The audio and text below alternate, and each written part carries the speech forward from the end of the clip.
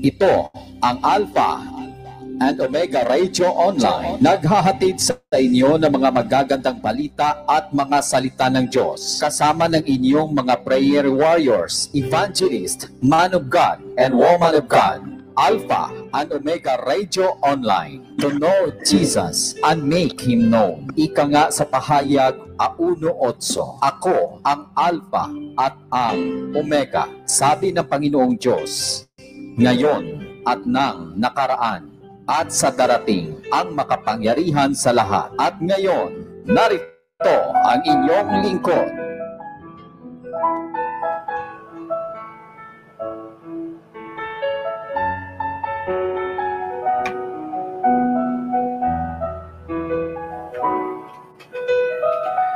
Good morning, Luzon, Visayas, Mindanao, and watching us live on the broadcast of Alpha and Omega Radio Online with our mission to know Jesus and make Him known. Ngayong araw ng Friday morning sa Pilipinas, ang mandako ng bansa kayo naruroon na nakikinig at nanonood ng broadcast ng Alpha and Omega Radio. Welcome mo mga kapamilya dahil ngayong umaga kasama pa rin ho natin ang ating mga evangelists, man of God, woman of God, mga pastors on this broadcast to share with us the Word of God ngayong umaga, and mga worship team ho natin mula sa iba't ibang panig ng bansa. Check natin muna. Pasok na natin to share with us. An opening prayer muna siguro tayo with Pastor Justado Goriting all the way from Palawan, Philippines. Pasok muna natin. Pastor Danny, good morning po. May buntag ni mo rin ha. Good morning. Nakamute yata, Pastor. Good morning po sa lahat at isang mapagpalang umaga. Sa muli po, actually, in this morning po, dapat si Sister Emma at medyo may mga importante pong dapat asikasuhin. At tayo po yung naririto ngayon upang muli ay magsama-sama po sa salita ng Panginoon at pagpalain tayo ng ating Diyos sa pamamagitan po ng kanyang mga salita. At sa umaga pong ito, bago po tayo magsimula, tayo po yung saglit na manalangin. Yes, Lord. Hallelujah.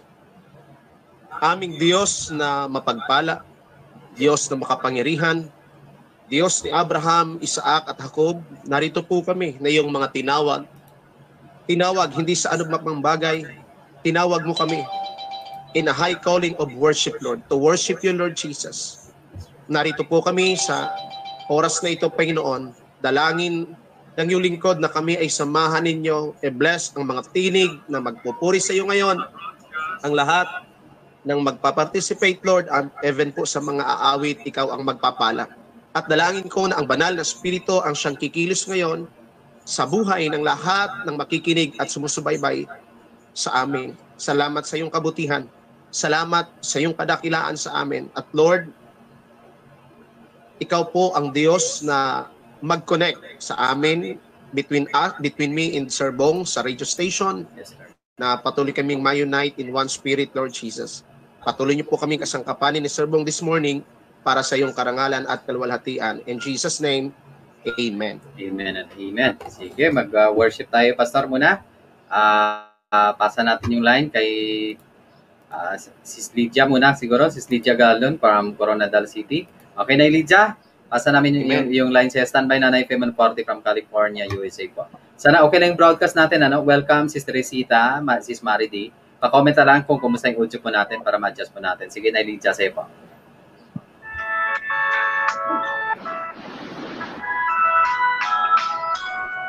Sa Diyos ang aking buhay.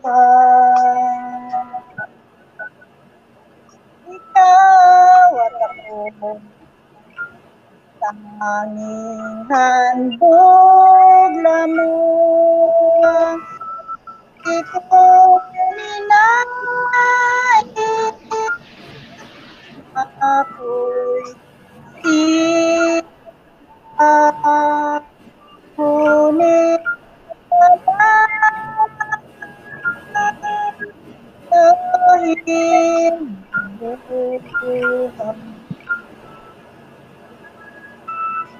ligaya ko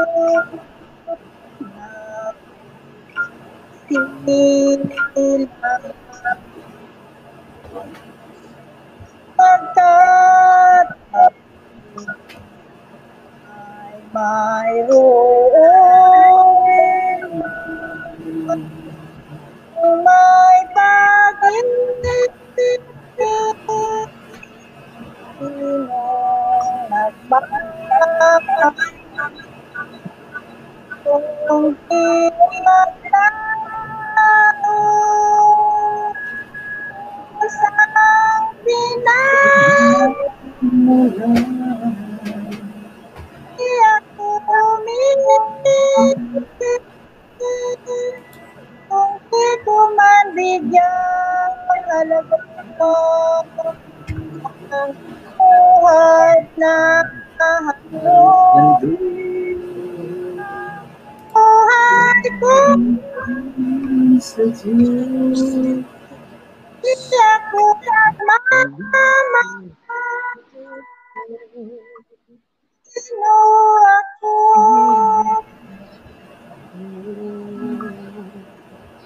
di kaya ko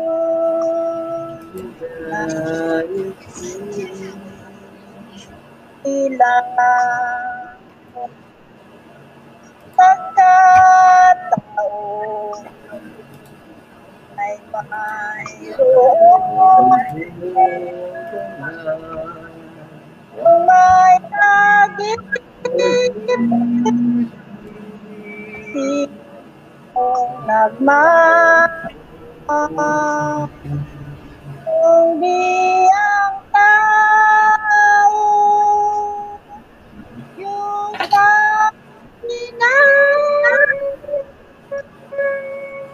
kung di ako ibig kung di ko man bigyan halaga ko buhay na handog ang buhay ko Hiram sa Diyos. kung di ako nagmamahal sino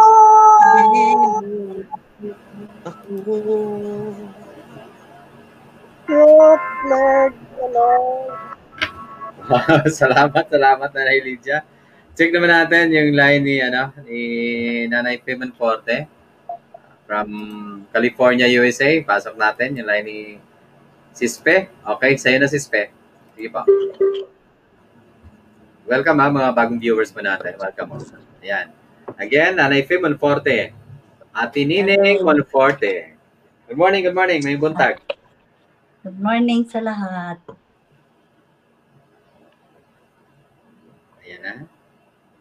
Lumabas ang pink na koropon. Ngayon naman, gold na koropon.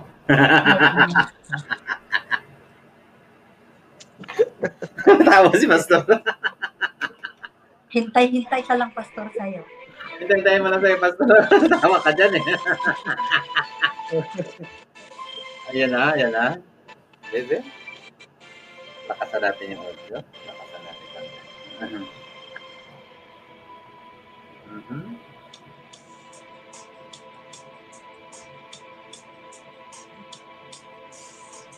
When do I begin to tell the story of how great our God can be? The sweet love story that is older than the sea. The simple truth about the love He brings to me. Where do I start? With her first love, He gave me meaning to this empty world of mine. There'll never be another God, another time. He came into my life and died and fine. He fills my heart. He fills my heart. Grabe. Shouting with angel songs, with wild imaginings. He fills my soul with so much love that anywhere I go, I'm never lonely with him alone. Who could be lonely? I reach for his hands. He's always there. How long does it last? Can love be measured by the hours in a day? I have no answers now. This much I can say. I know I need you till the stars all burn away. And he'll be there.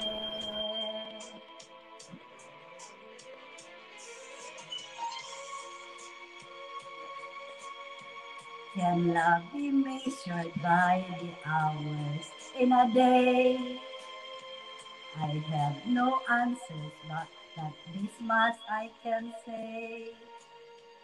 I know I need you till the stars all burn away.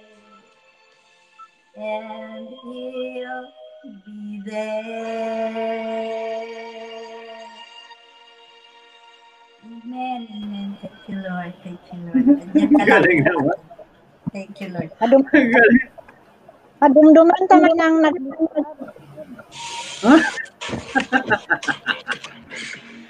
Salamat, Nanay. Salamat ha. Okay, pasa natin yung like kay Pastor Tani. Sige, Pastor Tani, sa'yo po. Anong makomment mo sa sa kanta ng dalawang senior natin, yung senior citizen natin, Pastor?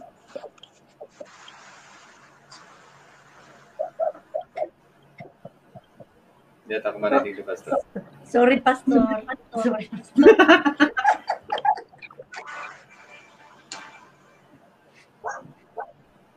Hindi ata tayo marinig. Okay, Pastor. Sige po. Sabong, medyo malakas yung ulan dito. Okay lang po ba yung boses ko dyan? Okay lang, malinaw, Pastor. Malinaw po, malinaw. Loud and clear po, ipasok mo dito. Sige po, bago po ako magdala ng magbukas sa mensahe ng ating Pinoon, awitin ko po ang isang awitin, Lead Me Lord.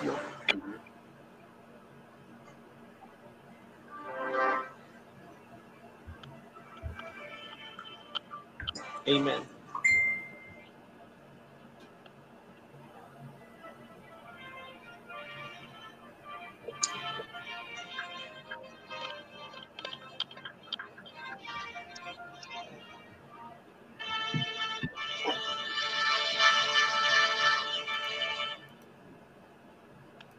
Lead me, Lord. Lead me by the hands and make me face the rising sun. Comfort me through all the pains that life may bring. There's no other hope that I can lean upon. Lead me, Lord. Lead me all my life.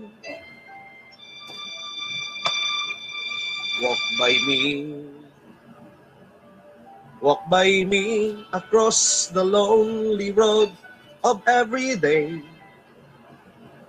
Take my arms and let your hand show me the way. Show the way to live inside your love. Lead me, Lord.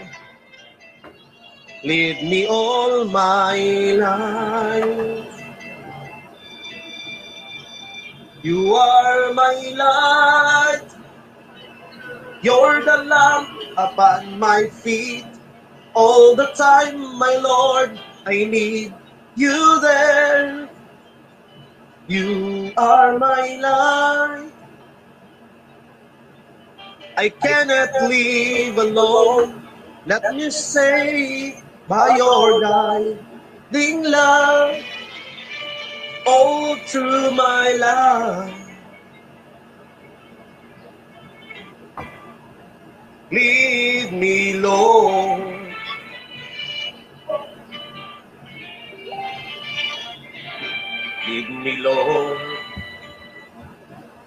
Even though at times I rather go along my way, help me take the right direction, take your own.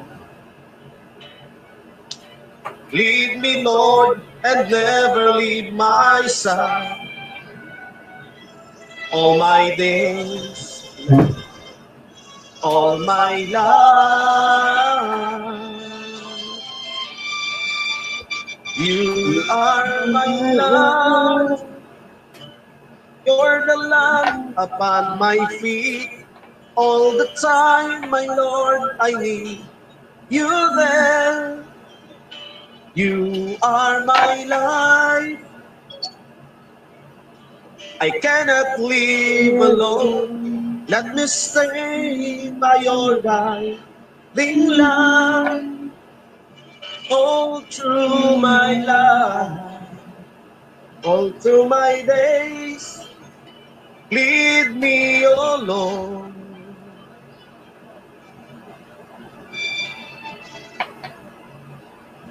All my life. Wow.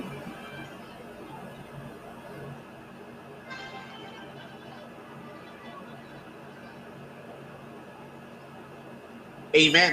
Amen. Praise the Lord.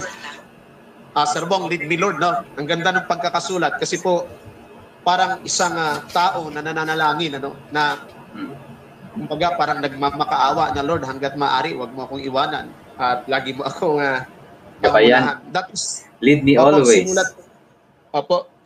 Si Basil Valdez po, Sir Bong, ang kumanta niyan, at si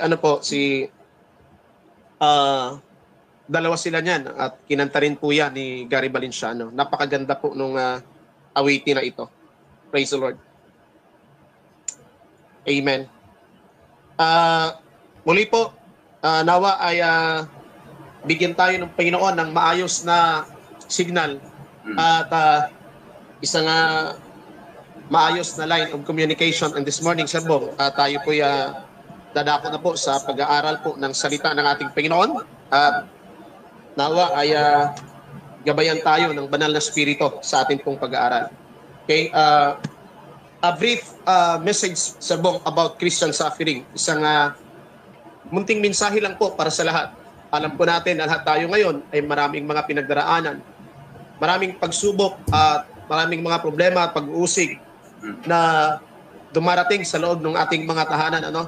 At nawa ay patuloy tayong hamunin ng salita ng ating Panginoon na magpatuloy po sa pamamagitan ng kanya pong biyaya at kahabagan sa atin.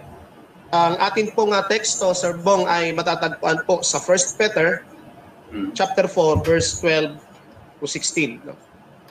4 na verses po yan. At hayaan niyo po na dalhin tayo ng Panginoon sa kanya pong mga salita at ang Panginoon ang siyang mangusap sa atin. Medyo First Peter. Masakit. 1 Peter chapter 4, verse 12 to 16. Medyo masakit lang yung aking ulo, Sir Bong. Medyo napuyat lang ng konti. Labot kami ng kwentuhan kagabi ng alauna. Hindi ako naka-join. Alas 8 pala, tulog na ako eh. Inabutan kami ni Ate Emma, pati si Ate Emma, nung magising na si Ate Emma, pina-exit na ako ni Ate kasi baka hindi na siya makapag-speak. Maka-recover pa ako ng kunting tulog. Okay. Okay, Sir Bong, 1 Peter chapter 4, verse 12, no? Up Ito to about 16, no? suffering o pagtitiis. Up to 16? Yes po. Okay. Ayan, tumutukoy po yan sa tiisin o mga pagsubok, pagtitiis ng mga Kristiyano. Babasa niyo na rin po dyan sa wall natin, mga kapamilya natin na walang mga Bible dyan na mabuksan. Kaya ito yung sinasabi ko pa sasalin po natin. Again, unang Pedro 4:12 hanggang 16. Mga minamahal, huwag kayong magtaka na sa mabibigat na pagsubok na naranasan nyo. Kapag sinusubok ang inyong pananampalataya, huwag nyo isipin kung ano na ang mangyayari sa iyo. 13. Sa halip, magalak kayo dahil nakikibahagi kayo sa mga hirap ni Kristo at magiging lubos ang kagalakan nyo kapag naipakita na niya ang kapangyarihan niya sa lahat. 14. Kaya kung iniinsulto kayo dahil mga tagasunod kayo ni Kristo, mapalad kayo dahil nasa inyo ang makapangyarihang espiritu, ang espiritu ng Diyos. 15. Kung pinarusahan man kayo, sana'y hindi dahil nakapatay kayo ng tao, o nagnakaw, o nakagawa ng masama, o kaya'y nakialam sa ginagawa ng iba. 16. Ngunit, kung pinarusahan kayo dahil Kristiyano kayo, huwag kayong mahiya. Sa halip ay magpasalamat kayo sa Diyos dahil tinatawag kayo sa pangalang ito. Yun. Amen. Po, Pastor, sinasabi ho. Salin po natin. Amen po. Praise the Lord, no? A Christian suffering. Walang Kristiyano po sa mundong ito na exempted pagdating serbong sa mga pagsubok. No? Lahat ng tagasunod ng Panginoon ay meron ito. Opo. Sabi nga po rito, ito po'y bahagi ng ating pakikihati at pakikiisa sa naging paghihirap ho ng ating Panginoon. No? Ang sabi rito, mga minamahal, huwag ninyong pagtakhan at ituring na di pangkaraniwan ang mabibigat na pagsubok na inyong dinaranas.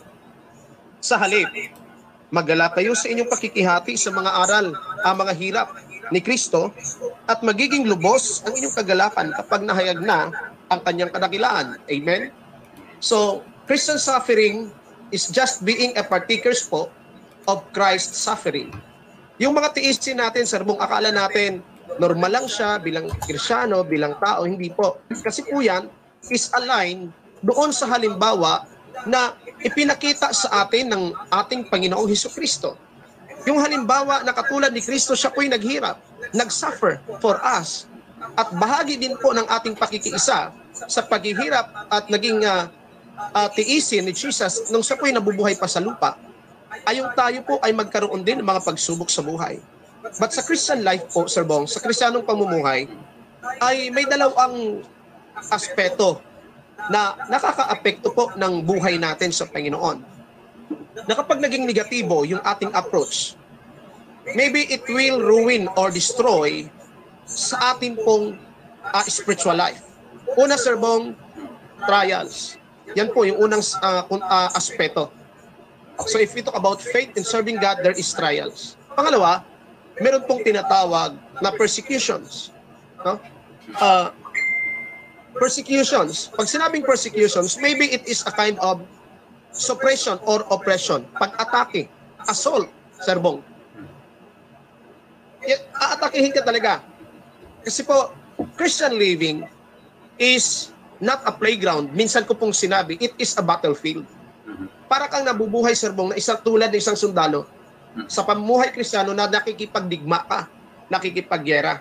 So there is an oppression, there is a persecutions, na lahat nga daw po ng nagnanais na mamuhay ng matuwid ay daranas ng pag-uusig. At ang lahat ng yan ay bahagi ng ating mga paghihirap at mga tiisin sa mundong ito bilang mga tagasunod ng ating Panginoon. Okay. Basahin ko po ang verse 14 ng 1 Peter chapter 4. Mapalad kayo kapag kayo'y inalipusta dahil kay Kristo, sapagkat sumasa inyo ang dakilang Espiritu. Hallelujah. Amen. Ang Espiritu ng Diyos. Serbong yung pag-alipusta ay malinaw na yung tinatawag nating pag-uusig, pag-atake. Ibig sabihin, hinahama ka. Pag sinabing hinahama ka, yun po bang pinararatangan ka ng kung ano-anong mga salita, kung ano-anong mga bagay, no? Hallelujah. Yun po bang nagsasabi ka ng totoo, pero sasabihin nila ikay sinungaling? Dahil ikay naging Kristiyano. Oh. Ikay totoo, pero sasabihin nila ikaw ay plastic, serbong, at mapagkunwari. No? Ikay nagpakumbaba, pero ang sasabihin, you're a proud person. At yung proud person, yun yung magsasabi na, I am a humble one. I am the humble one. Okay? Yun yung ano eh. Yun yung nangyayari. Yun yung labanan sa mundong ito. But in this world, gusto ko pong ipakita na sa lahat ng Kristiyano, Christ is working for us. Si Kristo ay gumagawa para sa atin. Christ is with us. Hindi po tayo pababayaan. Hindi tayo iiwanan ng Panginoon sa gitna at panahon ng mga pagsubok natin sa buhay, mga kapatid sa Panginoon. Ang sabi ng salita ng Diyos, I will not leave you, nor forsake you, says the Lord. Hindi ko kayo iiwanan at hindi ko kayo pababayaan. Hallelujah.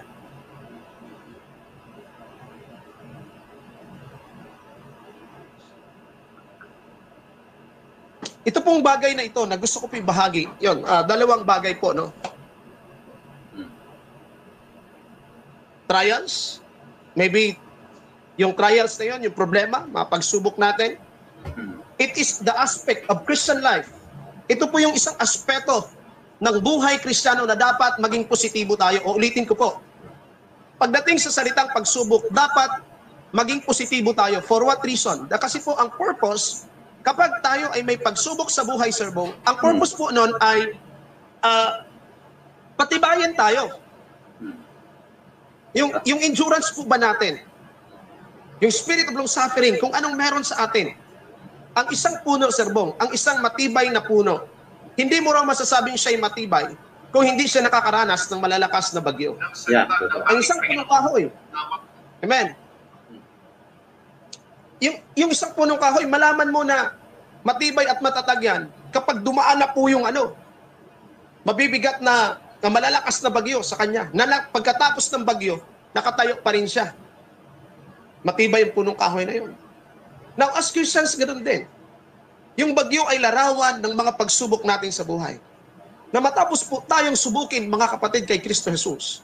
Sabi ng Biblia ay dapat matibay at matatag pa rin tayong nakatayo. Purihin po ang Panginoon. Sapagkat ang bawat isa, ang ating pananampalataya ay dinadarang sa apoy. Dinadarang sa apoy ng mga pagsubok. Kung ang ginto ay isinasalang, idinadaan, niluluto sa apoy para malamang dalisay, ganon din po, ang ating mga pananampalataya ay kailangan subukin upang mapatunayang ito'y totoo. Hallelujah. 1 Peter, Sir Bong, 1 Peter chapter 1.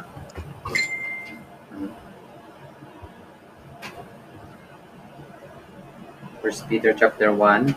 Welcome sis, Lily McQueen watching us live. Sali si MB, sila po banjo dyan. Gugo niya man sir, mga bagong viewers natin, welcome po. Amen, okay. Amen. Salamat po sa mga bagong viewers ng Alpha and Omega. Praise the Lord. May the Lord bless you po at nawa po pagpalain kayo ng Panginoon. Hallelujah. Salamat po sa inyong puso at kagalakan na kami po ay samahan sa mga gawain po ng Alpha and Omega sa pangangaral po through live broadcast. At nakakatuwa, Sir Bong, na halos everyday ay may idinadagdag ang Panginoon sa ating mga followers at mga viewers po. At sana po ay patuloy nilang kauhawan ang salita ng Diyos. Amen. Yes. Yun ang pinaka-importante, magpalakasan tayong lahat. Yun. Opo. Amen. Okay. Sir Bong, 1 Peter chapter 1 verse 7. 1:7. Okay, ito yung sinasabi po sa salin natin, ang mababasa nyo na rin po dyan sa wall po natin para masubukan kung talagang tunay ang pananampalataya nyo katulad ng ginto. Sinusubok ito sa apoy para malaman kung tunay o hindi. Pero mas malaga ang pananampalataya natin kaysa sa ginto na nawawala. Kaya kapag napatunayang tunay ang pananampalataya nyo, papupurihan kayo't pararangalan pagdating ni Jesucristo. Amen. Sir Bong, ang ganda ng sinabi. Kapag tayo para mapatunayan daw na ang ating mga pananampalataya ay totoo, kinakailangang idaan sa pagsubok. Testing. Kaya pala ang daming trial sa ating buhay. No? Sino lang naman sa viewers natin dito na walang trials man? Diba? Si Imelda Culiado, malamang nakaranas dito na pagsubok sa buhay. Kahit nga OFW, bago ka makalabas ng bansa, dami pa pang trials na madadaanan.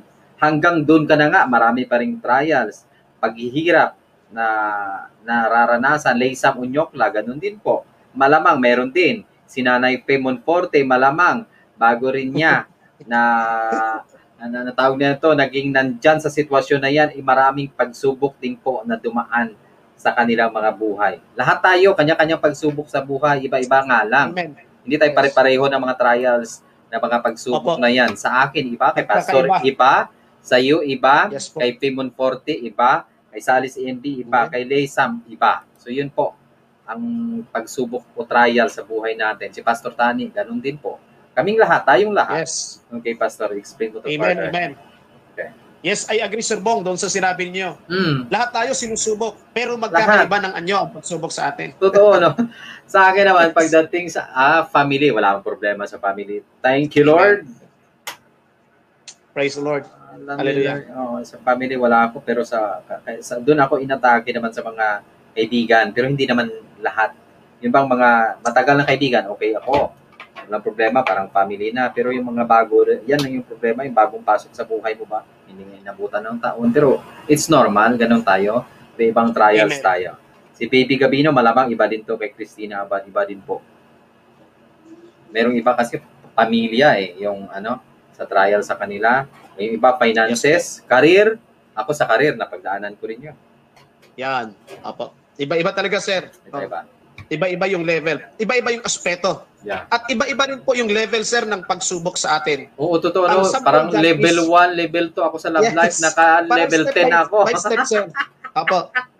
Para kang nag-aaral, sir, sa elementary. Totoo. Iba yung turo sa grade 1, grade 2, iba-iba yan. Pahirap na pahirap Tapos yun pagdating mo sa high school. Pahirap na pahirap yun. Oh. Uh-huh. At habang tayo po ay lumalago sa pananampalataya at patuloy na lumalapit sa Panginoon, Totoo yan. yun po yun. Ah. Paiba-iba yan. And deeper and deeper po yung relationship natin kay Lord. Sir Bong, pabigat ng pabigat yung trials. Totoo. Kasi yun po yung level of our faith. Ah. Opo. Kasi sa Sir Bong, school, sa alam schooling niyo, ganun ito po din eh. minsan. Oo. Sir Bong, minsan, ganito po yan eh. Madalas ko pong marinig to na pastor, parang pinapabayaan na kami ng Panginoon. Grabing pagsubok, grabing problema, parang hindi na makaya. No, that is a negative reaction. Pagdating po sa pagsubok, you must be positive. Tandaan po natin, every negative situations ng buhay, if we react negatively, ang resulta, Sir Bong, is negatibo. Totoo. Yan. Yan po yung yan yung konsepto. Kaya But dapat pala tayo positive positive. And if sa isang negatibong sitwasyon, if we react positively, the result is positive. Oh, katulad ito rin siguro ginawa ni Imelda Curiado ba? Yes, Sir Bong, grabe, pero salamat sa trials. Diyos ating buhay. Amen. Yes. Ganun talaga. Naging positive to, kaya nalagpasan niya. Bawat trials naman, pag positive tayo, malagpasan na natin yan. Parang unos lang yan, di ba? Yes po. Sinasabi. Totoo po yan. At, Sir Bong, ito yung pinaka maganda. Kapag ikaw ay nasa gitna ng pagsubok, doon mo malalaman ang iyong katatagan. Doon mo malalaman, ikay matatag. Oh. Ito nga, Sir Bong, madalas kong marinig to na parang pinapabayaan na kami ng Panginoon. Naglilingkod naman kami sa Lord. Oh. Tapos bakit parang hindi kami nawawala ng problema habang tumatagal? Bumibigat yung mga pagsubok, pabigat ng pabigat. Ano po ang rason kung bakit nagkakaganon? And this is the right answer. Yun pong ganon kaisipan is negative. But this is a positive answer. Ito po yun. Because yung iyong pagsubok sa buhay, it depends to the measures of your faith. So kung sa tingin mo, ganon kabigat ang pagsubok sa buhay mo, ibig sabihin, ganon na rin kataas ang level ng iyong pananampalataya, Sir Bong. Yeah. Gusto ko tong kay Leysam Unyokla, kung gaano kasikip ang iyong sinturon, ganon din kasikip ang pagsubok. If maluwag ang iyong sinturon, ganon din kaluwag ang pagsubok sa atin. Totoo. Amen. Wow. Magandang illustration yan. Thank you po sa nag-comment ng gano'n. Grabe. Ito maganda. Wow. Totoo yun. Totoo. Amen, Sir Bong. Yes. Higpitan First time ko pong narinig yun. First time ko narinig. Magandang parabol to Yes. Oo. Okay.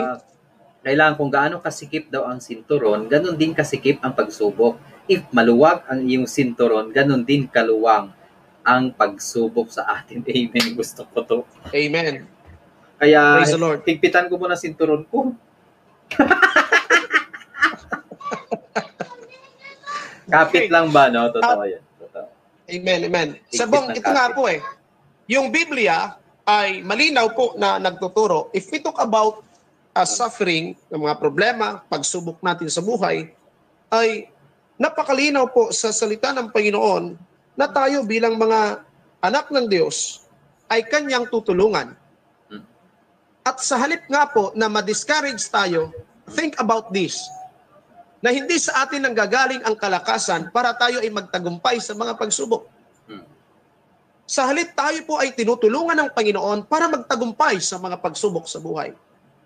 1 Corinthians chapter 10 verse 13 po, Sir Bong. 10 verse 13 ng unang Korinto. Okay, unang Korinto tayo. Mga verse natin kapamilya natin dyan ay mababasa na sa mga wall po natin.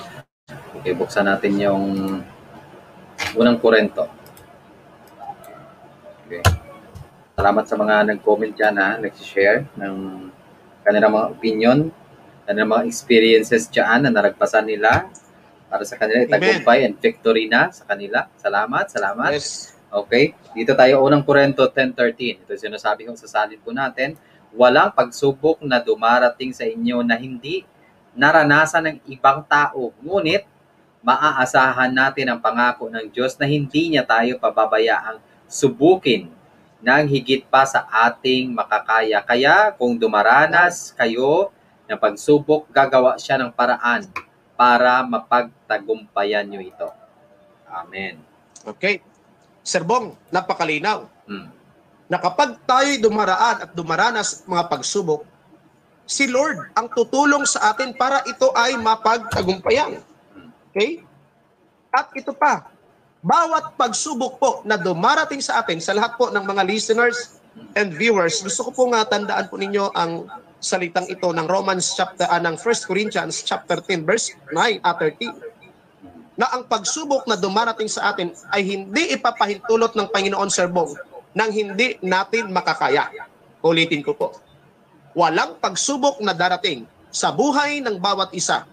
Kung ikaw man ay isang OFWs na nakikinig po sa akin ngayon, from Luzon, Visayas at Mindanao, sa lahat po ng mga kababayan natin, ito po yung gusto ko pong paalala.